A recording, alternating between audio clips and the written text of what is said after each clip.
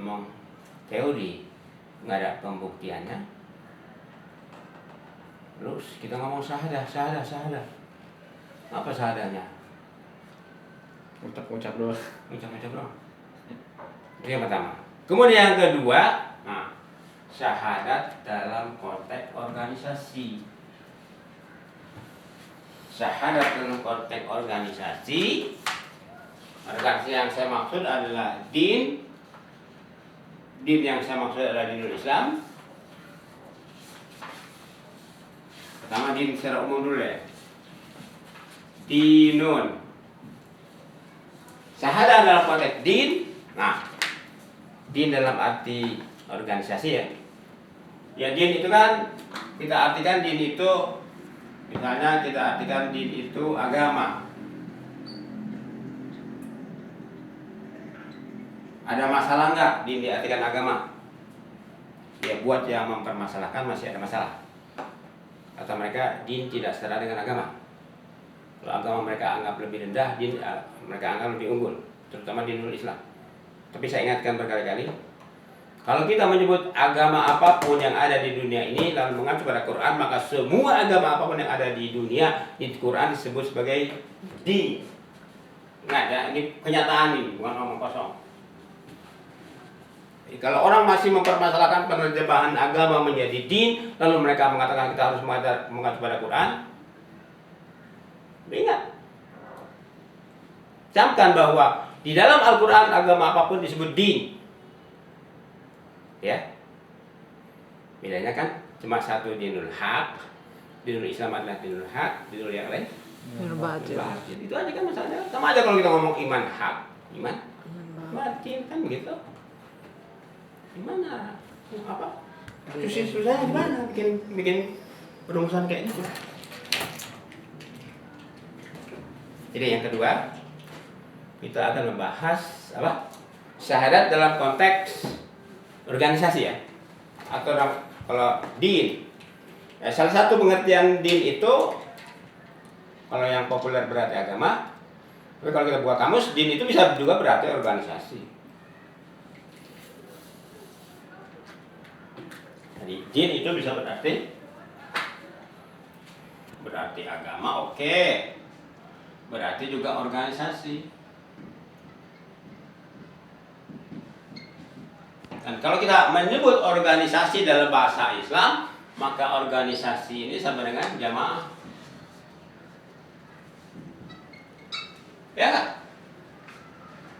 Apa sih organisasi? Apa sih jamaah? Ya organisasi. Apa sih organisasi? Ya jamaah. Intinya kan kumpulan orang. Ya kan? Kumpulan orang-orang. Tetapi bukan ngumpul asal ngumpul, bukan ngumpulnya di pasar, di tempat pesta. Itu bukan jamaah namanya. Tapi ngumpul dalam keterikatan. Dalam satu ikatan peraturan ya. Nah, disitulah kita bisa melihat bagaimana fungsi syahadat dalam konteks organisasi. Jadi syahadat dalam konteks organisasi atau jamaah, Islam jamaah bukan? Jamaah. Umat Islam jamaah bukan? Seharusnya umat Islam satu jamaah bukan? Jamaah. Tapi sekarang satu jamaah apa enggak? Kalau jadi mazhab satu jamaah enggak? Enggak. Banyak jamaah. Dari banyak jamaah itu kata Nabi 73 jamaah atau 73 firqah tadi yang kita bahas ya. 73 golongan. Yang masuk surga yang mana? Yang selamat yang mana? Satu jemaah saja. Jemaah yang mana? Yang mencontoh Rasulullah dan para sahabatnya. Gitu ya. Ya itu kalau kita bicara jemaah Islam, gitu ya. Nah, sekarang oke lah kita anggap jemaah Islam ini adalah satu jemaah yang satu. Yang kita bicarakan ini satu jemaah yang satu. Terus kita bicara syahadat di situ. Dalam konteks jamaah, syahadat ini apa? Ada orang luar mau masuk jadi anggota jemaah, mendaftar, dilakukanlah rekrutmen. Apa rekrutmen? Pendaftaran menjadi anggota. Nah, ketika terjadi pendaftaran anggota untuk masuk anggota jemaah, lalu dilakukan syahadat. Syahadat itu apa fungsinya di situ? Pendataan. Pendataan pertama. Artinya apa sih kalau kita kita selidiki lebih jauh gitu kan? Pertama ketika orang masuk satu jamaah, pertama kan yang harus diakui adalah bahwa jamaah itu memang ada gitu ya. Dia masuk ke situ karena itu belum ada. Jadi dalam jamaah itu ada peraturan nggak? Pasti ada.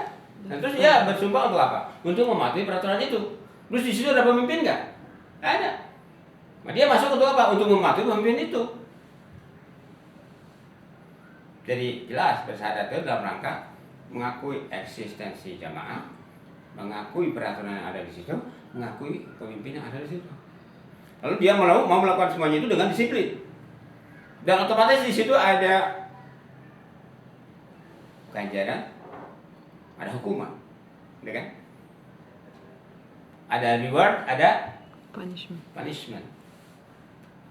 Dapat reward kalau dia disiplin, dia taat, gitu kan? Dapat punishment kalau dia melanggar. Atau kalau dia keluar, ya punishmentnya kan bisa berat, gitu kan?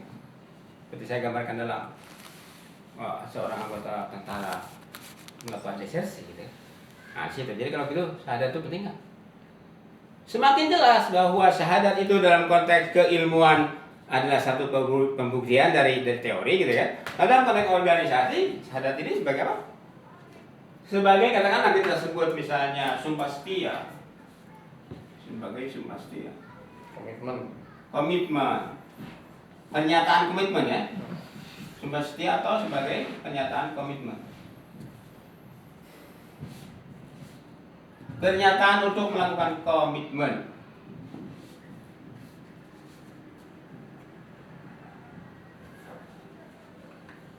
Ini penting nggak? Ya, penting. Kalau dirujuk kepada teori kita tadi, wajib apa enggak? Wajib. Bukan lagi wajib dalam arti ilmu fikih ya. Kerjakan berpahala. Pahalanya kapan? Sudah mati. Kalau tidak dikerjakan berdosanya dapat azab. Dapat azabnya kapan? Kalau udah mati. Kalau masih hidup, pahala nggak dapat, azab nggak dapat. Reward dan punishmentnya hanya berlaku di alam barzah, di alam akhirat. Di dunia ini nggak berlaku. Apakah karena itu? Ya, apakah karena wajib pahala dan dosa itu hanya berlaku di alam sana maka syahadat dianggap tidak penting? Apakah seperti itu fikih? Ya, pertanyaan kita kan begitu. Ya. Jadi apa kalau gitu? Ditinjau dari dua cara meninjau tadi. Pertama dari segi keilmuan, murni tinjauan ilmu saja, bahwa syahadat itu kebalikan dari kei. Dalam tinjauan organisasi, syahadat itu penting sebagai apa? Dan secara psikologis beda orang yang berkomitmen dengan yang tidak kan? Sebenarnya kalau misalnya Adam bernazar kalau saya lulus kuliah saya mau potong kambing.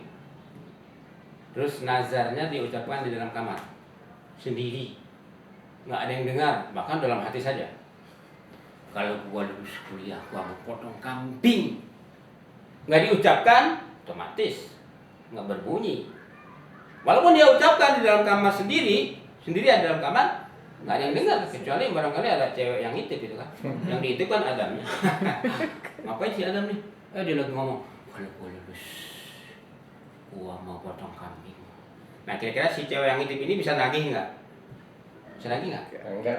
Tahu-tahu Adam lulus nggak potong kambing. Misalnya cewek yang ngintip tadi protes, Dam katanya lu waktu itu mau kalau lulus mau potong kambing. Apa lu bilang begitu? Gua ngintip lu. Oh, ngintip lu. Kurang aja lu. Balik-balik kan dia bilang kurang aja lu ngintip gua. Nggak jadi gua. Nah, sekarang coba kita bandingkan. Ketika Adam ngomong mau potong kambing itu di depan sahabat-sahabatnya. Ngumpulin teman-teman seangkatan misalnya kan, teman mahasiswa. Seangkatan ada berapa orang? 20 orang, 50 orang misalnya kan. Ini saksiin, gue kalau lulus mau potong kambing. Semua dengar kan? Terus kalau Adam nggak ngelaksanain, Tagih. Kira-kira yang 50 orang itu nagih nggak? Lagi. Kalau Adam nggak melaksanakan, Ya Sanksi. malu aja. nah sanksi. Paling nggak dianggap pembohong kan? Iya. Kira-kira secara pribadi malu nggak? Malu. Malu. Begitu syahadat. Kalau kita bersahadat, kita melakukan upacara syahadat depan orang banyak, misalnya di rumah ya, kantor kayak di rumah atau di mana, ada ibu bapak, ada om tante, keluarga semua, ada orang lain, ada teman sekolah, ada teman kantor, ada tetangga. Lalu kita di situ bersyahadat, asyhadu an la ilaha illallah asyhadu Muhammad rasulullah. Katakanlah pengertian umum ya. Saya bersaksi tidak ada Tuhan selain Allah dan saya bersaksi bahwa Muhammad ada utusan Allah. Lalu pemimpin di situ mengatakan, mengumumkan, saudara sekalian sudah dengar? Sudah, gitu kan? Sah syahadatnya sah, kayak orang kawin gitu kan? Sah. Nah kira-kira lalu ada mengingkari syahadatnya. Kan habis ngomong kayak gitu biasanya kan dilanjutkan. Kalau saya melanggar ini, gitu kan? Saya siap dihukum dengan begini-begini, kan gitu kan? Namanya sumpah kan kayak gitu. Masa sumpah nggak pakai sanksi? Ya kan? Pokoknya saya bersumpah biar disambar geledek. Kalau saya melakukan sesuatu, gitu kan, kesalahan, bukan pelanggaran. Kalau nggak ada sanksinya kan sumpah apa? Sumpah bohong. Sumpah palsu. Ya sama aja kayak sumpah para pejabat kan. Quran kalau di belakang kepala gitu. Itu kan melambangkan bahwa Quran memang di belakangin gitu kan. Belakang kepala. Di luar kepala maksudnya. Udah gitu bersumpah nggak ada sanksinya gitu kan. Ya, Quran itu di luar kepala tuh. Bersumpah nggak minta sanksi. Coba mereka bersumpah kalau saya korupsi, saya siap disambar geledek, misalnya kayak gitu kan. Pasti mereka takut tuh korupsi. Atau digantung di Monas gitu. Iya, itu digantung di Monas gitu kan. Kalau digantung di Monas itu kan harus dilakukan oleh orang lain. Tapi kalau disambar geledek kan oleh Allah. Iya, misalnya kalau dia memang orang yang beriman gitu kan, punya kepatuhan pada Allah itu serius gitu kan. Pokoknya saya kalau korupsi, melanggar sumpah jabatan, saya siap disambar geledek sampai hangus misalkan. Di mana? Di samping Monas. Kan jadi kembaran Monas.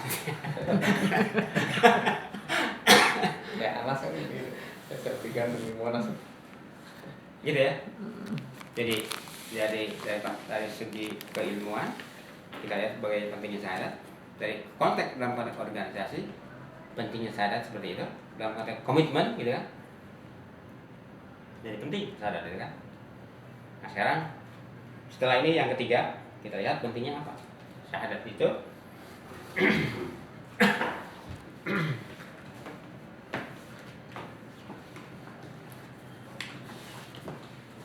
Kita lihat dari segi yang ketiga, tinjauan yang ketiga.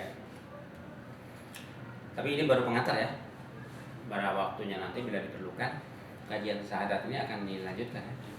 Ini baru pengantar. Udah 12:30, baru pengantar udah 12:30. Nggak apa-apa ya? Setengah jam lagi ya? Oke.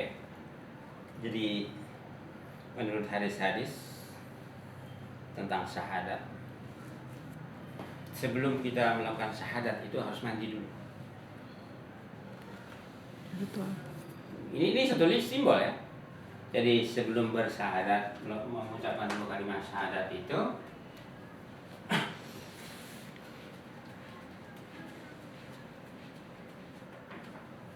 sebelum kita bersyahadat,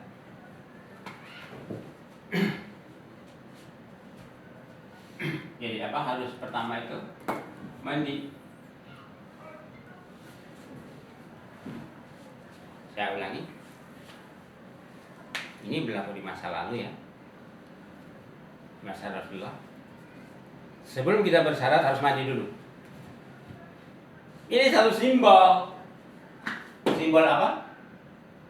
Simbol atau lambang pembersihan diri.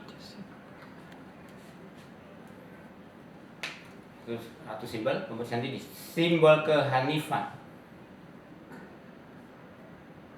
simbol tazkiyah. Apa tazkiyah? Pensucian, pembersihan ya, simbol. Nah kemudian baru yang kedua itu membaca, katakanlah membaca 2 kalimat syahadat.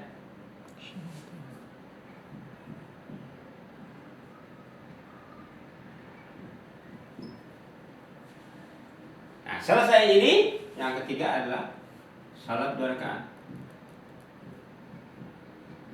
Salat 2 rakaat. Pada rakaat pertama dibaca surat Al-Kafirun.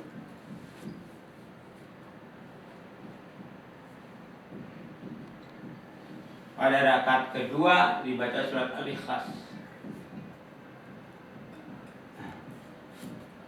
Nah, ini perhatikan. Ini yang terjadi di masa lalu ya. Coba kita pikir. Orang misalnya orang Cina, orang Belanda, orang apapun mau masuk Islam di Indonesia misalnya kan. Mu'alaf tadi. Ada mu'alaf mau masuk Islam. Lalu diadakan upacara di kantor. Ini yang memimpin upacara ini tahu nggak siapa si mu'alaf ini? Tahu nggak? Sebelumnya dia tahu nggak? Enggak. Kebanyakan nggak tahu. Kebanyakan nggak tahu. Kenapa? Karena si mu'alaf itu biasanya belajar Islam sendirian. Ya kan? Dia baca buku, dia tanya sarana, tanya teman-temannya. Begitu ketemu dengan pemimpin upacara, si pemimpinnya nggak tahu kan? Tahu-tahu udah di situ aja. Oh, sadar. Sadar aja. Tapi kalau yang dilakukan pada masa lalu itu ya kalau cuma disuruh mandi, mau bersyahadat disuruh mandi gitu kan, gampang kan? Tapi kalau untuk membaca 2 kalimat syahadat harus belajar dulu kan? Yang ngajarin siapa? Rasul. Yang saya maksud itu ngucap dulu atau belajar dulu? Sebelum mengucap belajar nggak? Belajar. Berarti sebelum mengucap ini ada proses belajar.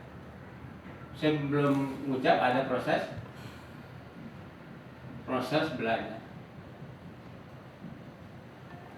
Ada proses belajar. Terus apalagi kalau sholat, ada proses belajar nggak? Harus. Apalagi kalau ketika dia membaca Al-Kafirun, apa dia tidak perlu ngerti? Surat Al-Ikhlas apa dia tidak perlu ngerti? Sebelumnya dia juga harus membaca apa? Al-Fatihah. Ya kan? Kan bacaan utama sholat itu Al-Fatihah kan? Dia belum membaca kedua surat ini, dia harus memahami juga. Jadi kalau gitu prosesnya kira-kira cepat apa enggak? Ya panjang, Pak. Panjang. Memangnya bisa orang hafal syahadat dalam waktu singkat? Banyak yang bisa cepat gitu kan. Tapi kalau kebanyakan susah kan? Kenapa? Bahasanya asing misalnya kan. Terus apa cukup dengan dibaca doang? Apa cukup dengan hanya dibaca tanpa dipahami?